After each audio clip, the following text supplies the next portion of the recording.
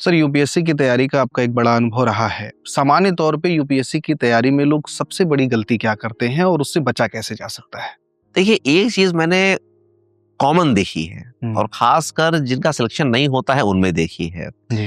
देखिए, यूपीएससी का सिलेबस लोग कहते हैं कि बहुत बड़ा है, काफी ब्रॉड सिलेबस है। अब तो खैर अब तो जीएस के नंबर पेपर बढ़ गए हैं, तो उस हिसाब से ऑप्शनल्स के पेपर कम हुए हैं, बट अदरवाइज भी इसमें आपको पढ़ना काफी कुछ होता है। तो हम कभी भी जो बहुत सारे जो बच्चे होते हैं वो सोर्स को लॉक नहीं कर पाते हैं। वो शुरुआत करेंगे एक किताब से, लेकिन बीच में ही कोई मित्र हैं या कोई दूसरी कोचिंग, उसने कोई और किताब रिकमेंड कर दी, तो उसको भी लगेंगे पढ़ने। फिर कहीं और किसी टेस्ट सीरीज में गए, वहां में किसी टीचर ने कोई किताब का नाम ले लिया, उसको भी पढ़ने लग जाएंगे। तो ये एक बहुत बड़ी गलती है, जो ये सोच के कि भाई अरे और बेहतर हम पढ़ लें, और बेहतर हम पढ़ लें, ये सबसे बड़ी गलती है। क्यों?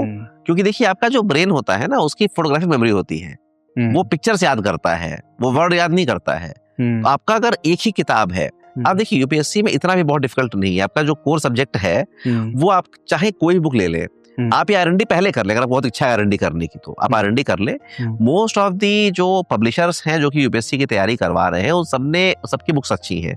आप चाहे कोई भी ले लीजिए, मैं किसी का नाम नहीं ले रहा हूँ, कोई भी बुक ले लीजिए। लेकिन एक बार आपने जो बुक ले लिया, एक या दो बुक ले ली, मान लीजिए आपने एक एनसीईआरटी ले लिया, आपने कोई पब्लिशर बुक ले ली, बस उसके बाद उसको बदलिए मत। इतना मान के चलिए कि उस किताब में सारे क्वेश्चन हैं, सारे क्वेश्चनों का आंसर, यह भरोसा रखिए अपने अंदर, और आप उसी पुस्तक को बार बार पढ़े जब तक सिलेक्शन आपका नहीं हो जाता है। करंट अफेयर्स तो आप भले आपको तो चूंकि बदलता रहेगा, तो वो अलग बात है कि आप उसको मैगजीन से और पेपर से या बाकी चीजों से आप उसको रिवाइज करंट करते रहेंगे, लेकिन जो कोर सब्जेक्ट है उसके बुक्स ना बदलें। आप देखेंगे, आप जब बुक्स को नहीं बदलिएगा तो ओवर द टाइम आपको उस बुक्स के फैक्ट्स, उसके डेट्स, उसकी चीजें, उसके लॉजिक आपको अच्छे से याद हो जाएंगे। तो फिर आपको करना आसान होगा।